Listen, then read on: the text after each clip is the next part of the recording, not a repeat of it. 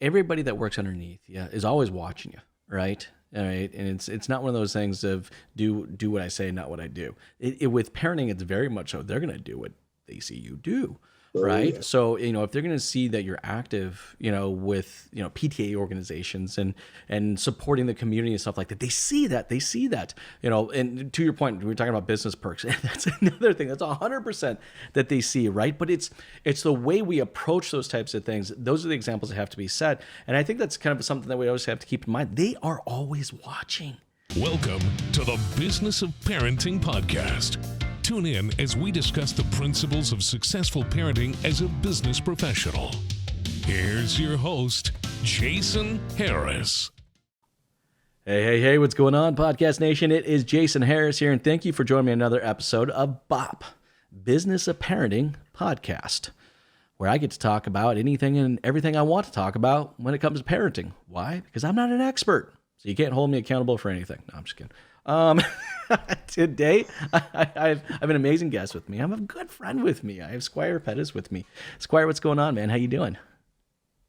Man, I am great. Thanks for having me on here. And I will agree to the disclaimer that, I don't know it all. So we're going to just learn this as we go. And we'll probably have a bunch of bad ideas and maybe a few good ones, and we'll make it work. You know what, though? Don't you think, like, when I think of business of parenting, and a lot of people go like, what do you mean the business of parenting? Like, I understand that I might take a slightly different approach to parenting than maybe the social norm, but for me and my brain, that's just kind of how I had to process. I had to approach parenting as a business so that I could actually understand the amount of time, effort, development, coaching, training, and everything that was required, to develop out these little products I call kids. And now I'm gonna get in trouble for saying that one too. But I only got so many years to develop these products out, and then I got to put them in the market. The market's going to determine if they're a dick or not. So I mean, I have to treat it like a business, and I think there are many others out there that do see this kind of as a business, because just the amount of time and everything gets allocated to it. It really is a business. So, that's why we call it the Business of Parenting podcast. Let's start off our podcast today with a little background story, because I'm always fascinated myself, right? Tell us a little bit about how your family's structured, your kids, and, what you currently do for work. So I have 4 children. I guess you can't call them children now. They're all teenagers or up. But the oldest will be 21 in July. Had one that just turned 19 in May, one that turned 17 in January, and one that will actually be 15 this coming November. She's 14 now. So I have all teenagers and up. Been in the automotive business 12 plus years. So been with them for a good period of time, obviously in the automotive business. But before that, I was just doing odd jobs here and there. I'm currently a after sales market manager for Genesis Motor America. So I work on the OEM side, not on the retailer business side of things as far as when it comes to the car business. I have worked in dealerships before, but now I'm strictly working from an OEM perspective. Married now, and the most thing that I'm looking to do is with the younger two, the 17 to 14-year-old, trying to do my best to mold them to be the best products, as we discussed, that they could be. The older two are in college, so they're, as we call it, living their best life and doing everything that they possibly can do. So that is me. I think it's cool that you kind of have that a little bit of that age group, because it's such a significant kind of transition, right? You go from kind of training and developing younger children to then, as they become young adults and go into the real world, we have to now become a coach, where it's like, I did what I can do as far as training. I showed you, I developed you the best way. Now hopefully I can just kind of coach you through some of these things, but I can't tell you necessarily what to do.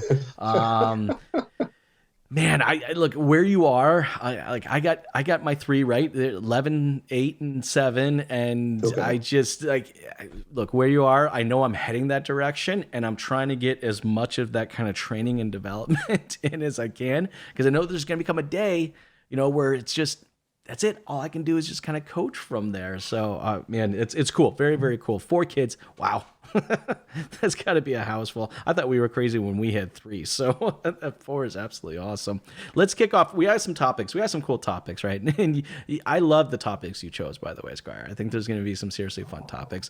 And I love the fact that you brought up the topic of homework, right? Because, my kids are right at that age where homework's become a bigger thing. Your kids have now gone through that and still are kind of in that stage of, it's like, so the question is, do you do homework with them? And if so, how do you kind of approach that? Everyone's got a different approach, and I'd love to kind of get your thoughts. So I think, when the children are, full teenagers to the point of, your 14s and up, you don't do homework with them anymore. But at the younger ages, I would say yes. And it would be twofold for me. Thing number one, so that you can, I would say, brush up on some of the skills that you may have forgotten. There are some math topics, or maybe some history topics, or some, government topics that come up in some of the children's schooling that you may like to go back and look at, whether it's American history, or in your case, Canadian history, or, with, my children, African American history, or, heritage history, or whatever it is, just to go back and learn some of those concepts. And, also it shows both the child, and going into what we call the business of parenting, it shows the schools that you're looking to be involved. Now, yes, sometimes it could backfire, because your child could go back to school and, say, hey, Dad, help me with homework. And they get all these red marks and you did it wrong. And I've had that happen before. So, that means I've got that conversation with the teachers, like, hey, I did it the way I thought we used to do it. And maybe that's not the same way as it is before. And sometimes you do it and it is right. And I have had scenarios where both I did it with the child and it's wrong. And I've had scenarios where I did it with the child and then the child's turned it in. And I got a conversation from the teacher saying, well, maybe we didn't want you to help them as much. We wanted the child to actually do it on their own, to see what levels of, academic excellence or academic struggles that they have. Right? So I've had it both ways, right? I did it and it's all been wrong. And I've did it and I've had the teacher say, okay, this is too good. This is too good. Something doesn't make sense here. Like something's going on. It doesn't add up. But you know what, though? I love the fact that you kind of bring that up, because I remember when I was going to school, and it's specifically in high school, right?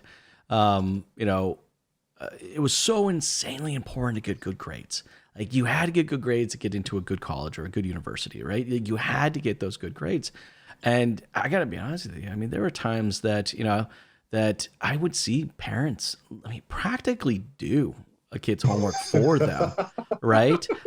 Just do that. But you know what thing is funny? It's just like, I think I look at kind of this last generation, and kind of when I was growing up, right? There was a lot of fear of letting kids make mistakes on their own, right? Like, it's like there was so much preparation of, like, you had to get into a good school. Getting into a good school meant you're going to get a good job. A good job meant you're going to move out of the house. Like, everything was pre-racked on this, and there was so much emphasis on having to do really, really well that I definitely know of many parents out there that jumped in, and tried to help them out. And I feel like, I don't know, maybe there's been a fundamental shift. Maybe there isn't.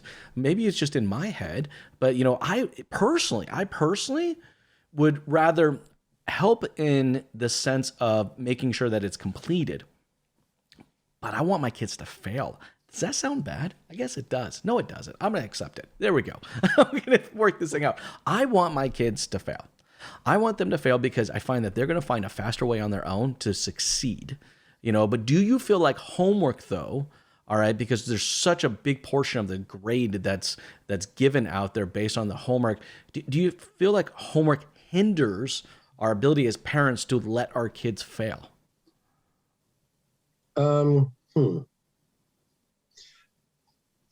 It's a very interesting question.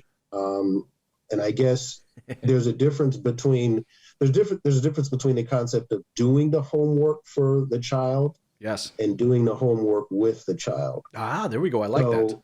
So interesting enough, I've obviously seen your work and seen the people that you talk to. So in the automotive business, we have these conversations with, sales managers and service managers and sales consultants and sales advisors. And we say, you want to coach the individual through the sale.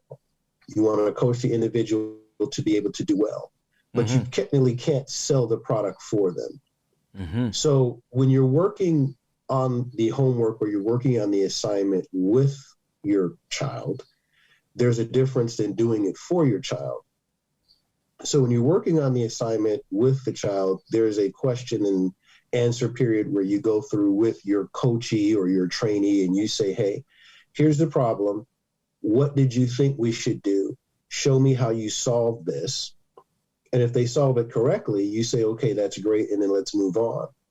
But let's say if they didn't solve it correctly, you go back and you ask them, are you sure this is the correct answer? Did you follow the necessary steps? That's doing the homework with the child. I like that. As opposed to doing the homework for the child, meaning, okay, your child's got a spreadsheet of math problems and you've got your calculator behind them and you're punching in the numbers as they do the work and you're giving them the answers.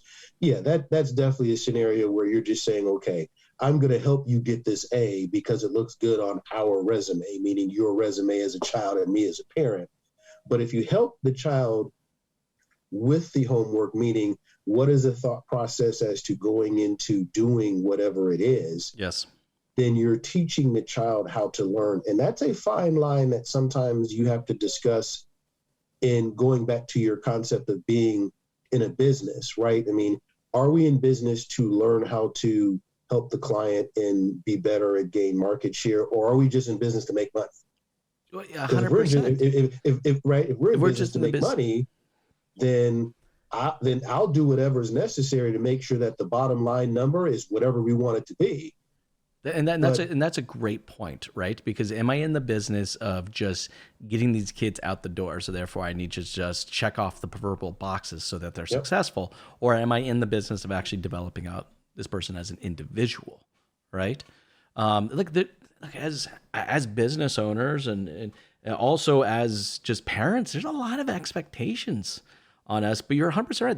There's a fine line there of assisting our kids in the completion of their homework versus them actually just doing it. And look, I'll be honest, I'm the first one. Like, this is not a great place for me. I'm sitting there watching them struggle to do what's 5 times 12, and I'm like, just write this number down, or I'm reading with them and I'm like, and sound out this word. I'm like, it's B. But it's difficult, but it's a mindset they have to kind of stay into. But speaking of expectations, I think this is a good segue kind of into our next topic, is expectations not only just around homework, but expectations around, after school activities. Like, it never ends, right? It's like activities like how many baseball games, can we go to, or do we need to go to? I mean, look, we're both in the automotive industry, which is an industry that is bell to bell, suck it up, buttercup, get the job done, whatever time is required to get it done, you have to do it. And it's like, how do you balance out, what the business requires versus the parenting business requires, and maintaining those activities? I'd love to kind of get your thoughts on that. So one of the things that, I learned through trial and error is, when the children get involved in an activity, baseball, basketball, soccer, band, gymnastics, golf, bowling, and even if they're in academic clubs, or let's say debate clubs, right? Your children should see you as being a cheerleader. And 100%. If your children don't see you as being their cheerleader, they're going to find other people and other outlets, of course, to do that cheering for them. And yes, there's a bias. And, my boys and girls have known that there is a bias, and I don't have a problem with saying that. I'm going to go to the games and I'm going to cheer you on like you're Michael Jordan or Megan Rapinoe or, the best Formula One driver in the world, because I'm your dad. That's my job. That's my goal. I tell them that's what I'm paid to do. So you're going to hear me cheering for you and you're going to hear me clapping for you. And I said, yeah, I'm going to embarrass you because that's my job. So once we get that understanding through, that's fine. But they do enjoy it. Of course. And, as corny as it may be, yes, it is embarrassing, but that there's a respect factor for knowing that you are there. And if your child is the starting center on the basketball team, or the goalie in the soccer or hockey game or the first forward or whatever it is, they need to know that you are going to be in their corner for those activities. First and foremost, because it's important to them. Second of all, in my opinion, I think there's an investment involved, both as the child for the practices and the commentaries and the games. And let's, go back to the business end of it. You've got to pay for equipment and shoes. Yes. And It's an investment. Right. You're 100% right. It's not only investment just in time, and also investment, of course, in money. But I mean, it's where the biggest portion of, I think, a child development happens is at those activities. I always struggled with this, right? But I've also been very open with my kids about, as far as just what does my day-to-day look like and how busy as it gets. So, I've heard my kids say this a couple times and I'm not proud about it, but like, it's okay, Dad, I understand. I'm like, no, actually you don't. You're programmed to say that, all right, because you want my approval, which is completely understandable. I think most kids want their parents' approval, but it's not acceptable. I do need to, I was talking about this the other day is, my kids from a business perspective need to be my number one client. And if my number one client, all right, that represented the largest portion of my revenue, all right, said that, I needed to be in a meeting, for this day and this time, well, sure, shit, I'd go. 100% I would be there. You need to be in a meeting. Kids' activities are the exact same way. If it's baseball, if it's dance recitals, whatever it is the same thing. They may tell you that it's okay, but in reality, at that age, at that certain age where development, like they need to know that we got them. We're in their corner. We are cheering them on. You said the cheerleader, right?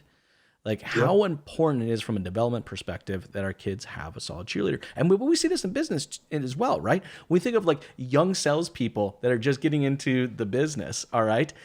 I see this all the time, all right? If they have a cheerleader, if their manager's really being a cheerleader, say, oh man, you can do this. I know you can do this. You got this, right? Like they usually are way more successful, all right? Correct. Than if a salesperson just popped onto a showroom floor and says, there's the keys, there's the brochures, good luck. Go get them. Right? Yep. I'm curious, like, do you think, from I guess kind of for yourself, let me just ask that. I'll ask that. For yourself, all right, have you ever struggled, to kind of maintain that client as your kids being that number one client? Oh, absolutely. That's why I make the comment of, saying trial and error. So, there was a period of times where I was in those business meetings. I was on those conference calls. I was on, I'm dating myself, the Blackberries. And you should have been paying attention to the kids' activities. And, you have some struggles, just as a parent / business owners, or CEO of the family, as you like to call it. And, you lose some market share, you lose some revenue, you make the decision to say, okay. And this goes back to going back to the business of parenting and running a family. Am I doing this to make money, or am I doing this to put a good footprint in the industry? So, this goes back to CEOs of businesses or in the automotive business. And it happens, right? I mean, yes. Are we going to do something in our workshop? Let's say, is it unsafe and it makes us some extra money? Or is it unethical in the sales floor, but it makes us extra gross? Or, are we going to take money away from, let's say, training and development because it makes us more money on the bottom line? And those are the trial and errors of being involved in the business. And, I eventually had to make a shift. And, this goes back to my comment about embarrassing the kids. I would go to the events and, some of the other parents would know who I am and I'd introduce myself. But I would be the one yelling and screaming for my kid. And sometimes they would say, Dad, you're being a little bit too loud. And I said, that's my job. If you hear me, that means that I'm doing my job. But you know, it's and funny. Eventually, yeah. So. I love the fact, like, it's being a cheerleader. And, you know, Squire, I'll be the first one to admit, I am not good at this. I have not been, what's the word I'm looking for? I have not created a routine around not bringing my phone to an activity. Like I hate to say this, but there was definitely times, you know, that I would show up to a hockey game, and it's like it's just like my presence there should be enough, and I just need to check out the proverbial box that I went there.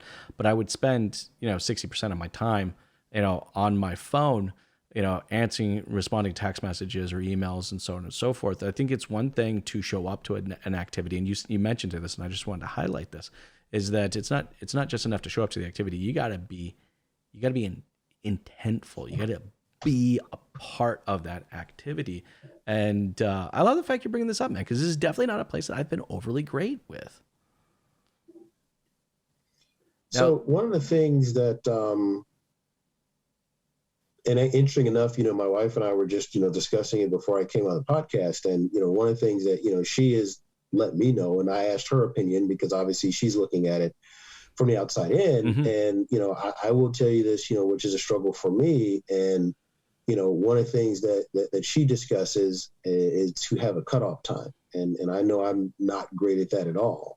Oh, I know. So, you know, one of the things about having a cutoff time is whatever time that it is, you know, you need to put the phone or the peripherals away. And I understand that there's some days that you can do it, and there's some days you might not be able to, but having that cutoff time, you know, and she's mentioned this to me, and I have to make that part of, you know, my routine more, is to say, okay, specifically now, because, you know, we get the benefit sometimes of working from these home computers and not going to an office, is that when you're home, you're home. Now, if you work from home, technically you're home all the time, but is home really home?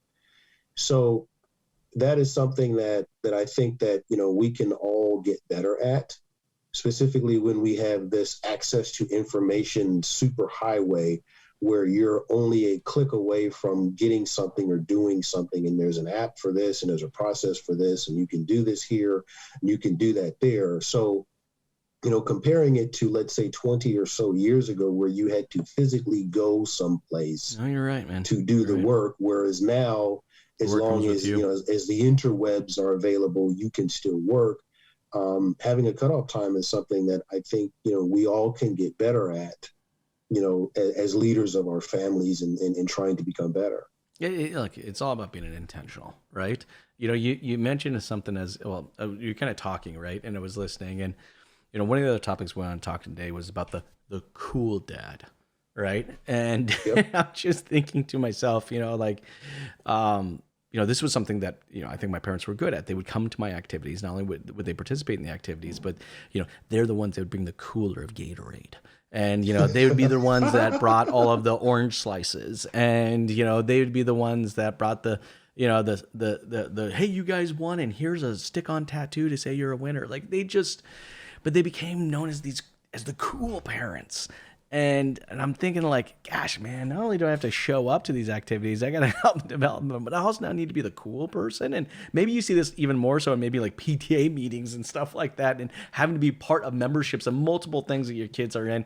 But it's like, how do you find the balance, all right, between being, you know, maintaining that business of parenting, but still wanting to be the cool parent?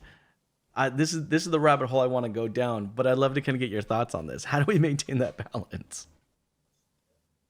So in the automotive business, sometimes you can be the cool dad because you've always got the new cars. And sometimes that's one of the things that, you know, you have the benefit of being into, or, you know, as we discussed earlier, the perks of business ownership, right? So, you know, if you're that parent that, you know, always has, if you're the GM of a dealership, whether it's new car, used car, whatever it is, and you always get the pick of the litter, you can always drive the nicest, coolest product. Sometimes the children will say, okay, you know, you're the cool dad. And sometimes their friends will say that, you know, you're the cool dad because you have things that maybe they're not able to grasp at their level, right? So sometimes that's part of you being the cool dad. Sometimes it's part of you having the ability to go on field trips, or let's say, as a business owner, if you're a local business owner and you got access to, let's say you've donated money to the shopping mall, and the shopping mall always says, okay, we're going to open up the mall early for you and the kids to come in there. Little bitty stuff like that. Or let's say you donate to a local restaurant and you're always able to eat at a discount price, or, like we talked about hotel points.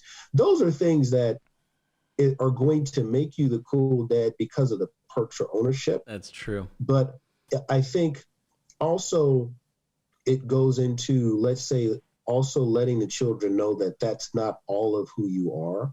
Yes, that's a benefit of, owning and working at a car dealership, when the new Suburban comes out, or let's say the new Corvette or the Hellcat or whatever it is, or, and when I was, working for one OEM, got the opportunity to drive the Jeep where you can take the doors and the roof off, things of that nature, right? So those things are part of the cool things that you get to have, that the children can get the opportunity to see. The memberships in your PTAs and your men's clubs or your parent organizations, a lot of that is to show the other businesses that are helping develop the children, whether it's the schools or it's some of the sports teams or it's the sports organizations, that you value the time that they put into your children as well. Because also, as we've said, it takes a village to raise a child. So, your teacher is doing one thing and your coach is doing another thing. And let's say your gym instructor is doing another thing. And then you have a dance instructor that's doing another thing, or maybe it's martial arts or something like that. So not only are you, paying money, because that's what these things cost, to get your children involved in these activities, but there's also a value in showing these other businesses how, I'll use the term collaborative, you can be with more than just your time. Are you volunteering at maybe a church? Are you volunteering at doing things of that nature? My children will hate me for saying this, but there were times where we went to the public library. This was obviously before COVID, when they were younger. We would go to the library, and the library had free internet, and we would do homework, and I would have my computer. We would do things at the library just to show what resources are available. And, one of the children said, okay, they want to look at books about military. And then one of the other children, they said, okay, every time we go there, they got an anime book, because that's what she was into. But you learn to find out what other things that the kids are involved in by collaborating with other businesses, because at the end of the day, not every child is going to take or grasp the full intent of the automotive business that we're in. They may say, okay, that's 100%. What you're doing. It all I want to do it. It's all about examples, right? We talk about this in business all the time. Right? It's just, everybody that works underneath you is always watching you, right? All right. And it's not one of those things of do what I say, not what I do. With parenting, it's very much so. They're going to do what they see you do. Right. Yeah. So, if they're going to see that you're active, with, PTA organizations and supporting the community and stuff like that, they see that, and to your point, we were talking about business perks. That's another thing. That's 100% that they see. Right. But it's the way we approach those types of things. Those are the examples that have to be set. And I think that's kind of something that we always have to keep in mind. They are always watching. Always bloody watching. I swear they have, like we always talk about, your parents always said, hey, I got eyes behind my head. I swear my kids have eyes behind their heads, right? Because they see it all. They see, look, you're 100% right. Like, I love the fact you brought up the restaurant thing. Like, there's a restaurant that my marketing agency worked with, and we did a bunch of work with them. So now every time we go in there, they're like, oh, the VIPs are here. Right. Let me show you to your table. I'll bring you your no charge appetizers. And they think it's funny. I think they're funny, but they're almost to the point where like, oh, Dad's a big shot, stuff like that, right? But I think it's how we react to those are the big things, right? I see the same thing now I get with travel points, right? Like, because I travel a lot, I accumulate a lot of points, and it's like, you go to a hotel, well, thank you for being a platinum member, and and they think they don't necessarily understand, I think, at that age, what it means to have those business perks. And then also, to your point about PTA meetings and other community stuff, what does it mean to be involved like that? And you almost kind of have to balance those things out. They need to be able to see it.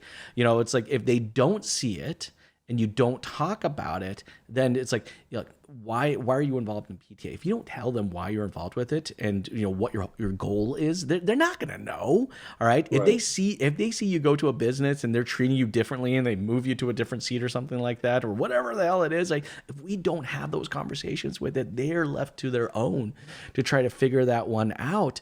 And their minds will go in all kinds of different places. They just, they just assume that they get those perks everywhere they go. It's not exactly. But look, if we're talking community involvement, we're talking about business perks, it all kind of comes down to just how we lead by example.